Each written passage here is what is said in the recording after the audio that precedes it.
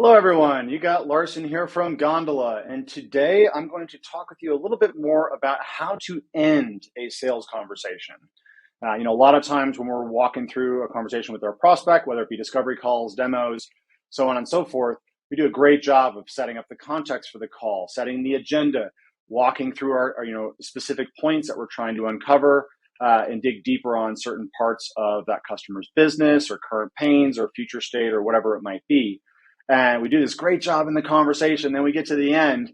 We either don't leave enough time to cover all the things that we need to cover, or we just kind of we walk through those things, but we don't do a good job of following up. So what I'm going to do here today is talk through a few different strategies that I have and I try to deploy on every single sales conversation to help me to maintain the momentum that I've created in my sales cycle and further equip my champion to go internally and be a good internal advocate and internal buyer as he or she goes and speaks with internal colleagues of theirs. Because ultimately, they are going to be the sales rep after they leave the conversation with me.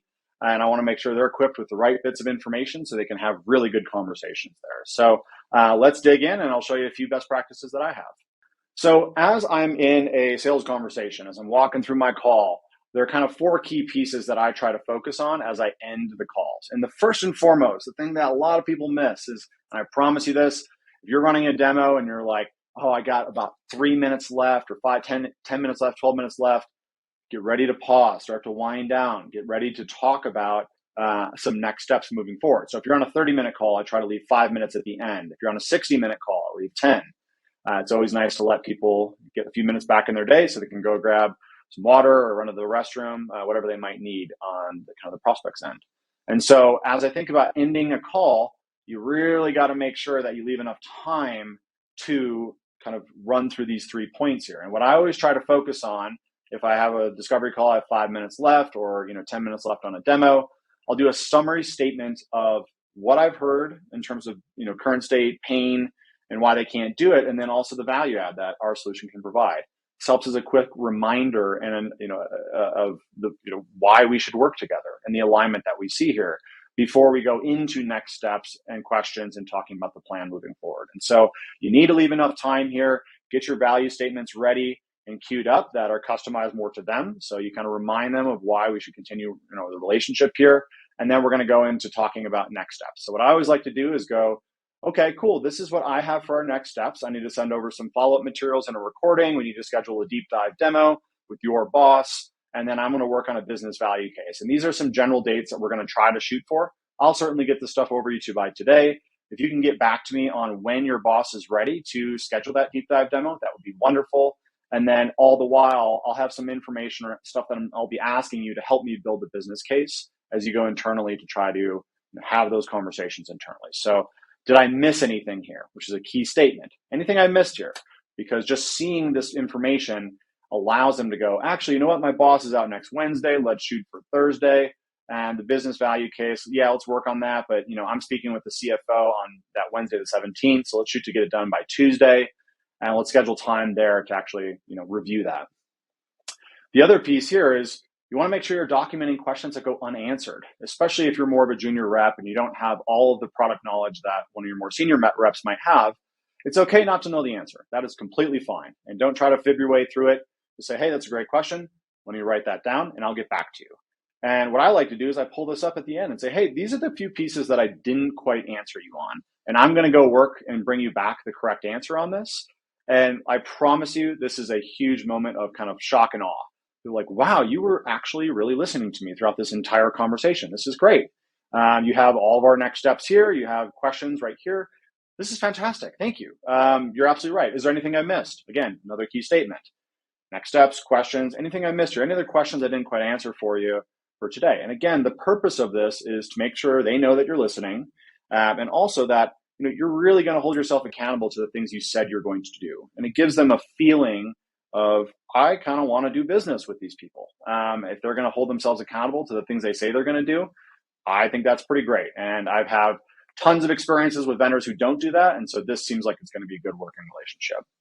And then the last part that I try to do is, cool, well, and this statement's really important. Well, I have my calendar pulled open right now. What times works best for you?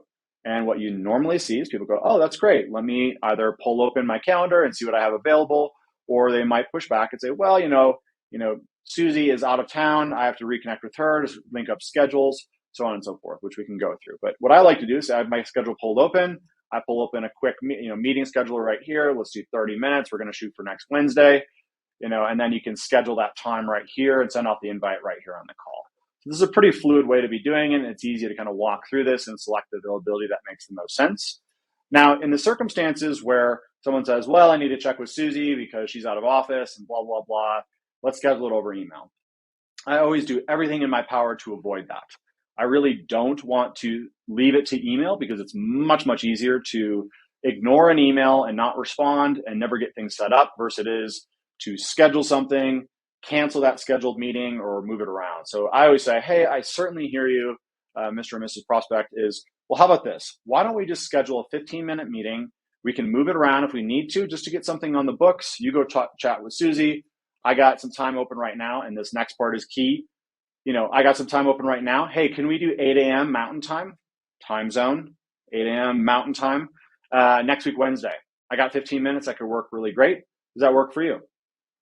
And, it's a way to kind of lead them down. And I always try to kind of push back a little bit when they say, let's schedule it over email, because 9 times out of 10, that doesn't really work quite as effectively as what we'd want. So we talked through leaving enough time, making sure you do your summary statement, review next steps, review questions. But the next part of this is really key. Prospects 9 times out of 10 maybe have not purchased a software like yours in the past. And so it's your job to be a consultant here. You need to know the plan moving forward, and it needs to be a value-based plan. So they have somewhere they're trying to get to, and here's where they are right now. And it's your job to take them on the road to get to that end state. And the more confident you can be behind this plan and the more value-based this plan can become, the better your conversations are going to go. And what this can also allow you to do is create a space to add strategic people who you might want to meet with. Hey, I want to run a discovery call workshop with you next week. I noticed that your VP of sales, X, Y, and Z is focused on, such things. I think it'd be really great to include them on that conversation. What do you think of that? Or would you mind adding them to the invite? And this allows you to go wider in a conversation and pull in the strategic people that you're really trying to have a conversation with. So that's a really important piece of this. So when you're reviewing those items, have a plan on where you want to take them, and don't just kind of be shooting from the hip, because that's never really going to work.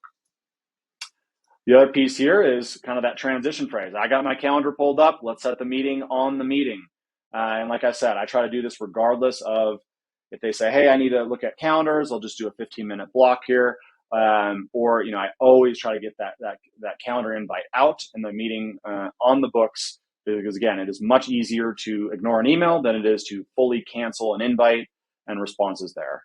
Is at least what I've kind of uncovered here. So make sure you set that meeting on the meeting as you're ending your kind of sales conversation.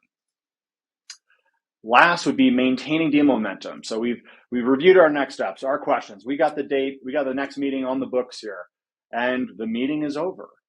What now? So it is your job as the sales rep to send a timely follow-up email. This is something that is frequently missed. Rarely do reps do this and do it in a way that is actually a great follow-up email. Again, it's our job as sales reps to equip our buyers with the right information so they can go sell it internally. Jane might go have to talk with her VP of sales now to try to bring him in on that workshop next week. What is the first question that the VP of sales is going to ask? Well, what is this solution? Why do I need to be here? What is the whole purpose of this? And so it's your job to equip them with the right information so they can actually have that conversation and they show up and they're ready to engage in what is otherwise a very fruitful conversation. So within that email, what you'll want to do is summarize your discussion, the current state, desired future state, why you can't get there, in a few succinct bullet points, 3 to 4 max. And so I do that as one section. The second section is where you can help, where our solution can help out. Again, 3 to 4 bullet points. So you have section 1, what I heard, how we can help. And then the last one is going to be your next step. So articulating the above items in terms of a plan moving forward. And what I will 9 times out of 10 do is pull in all my next steps into that email. So I have 3 different sections of the follow-up email. I can include any assets that they requested, whether it be a meeting recording, case study, any information that can help them sell it internally. And so make sure you include all those different distinct pieces there, and ideally getting this email out before the end of the day would be the best case scenario for you. So this is kind of how I view following up and closing up every sales conversation that I have, and the key parts that I think are the most important. So make sure you always leave time for yourself, review your next steps, review your questions, set the meeting on the meeting. Make sure you maintain that deal momentum by sending your follow-up emails that include current state analysis, future state where they want to get to, how you can help them out, and the next steps and plan that we discussed moving forward and when we're going to get all that done. And if you do this, it's not going to work every time, I promise you that, but it will work a good majority of the time.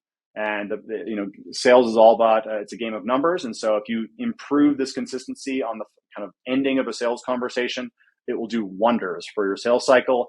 Maintain that deal momentum and make sure that you're carrying that momentum on board throughout the sales cycle and including more parties and ultimately closing more customers here. So thank you all for the time. I really appreciate it. If you have questions, comments, leave it right here on the video. I'm always happy to hear what your thoughts are, but thank you all for the time today.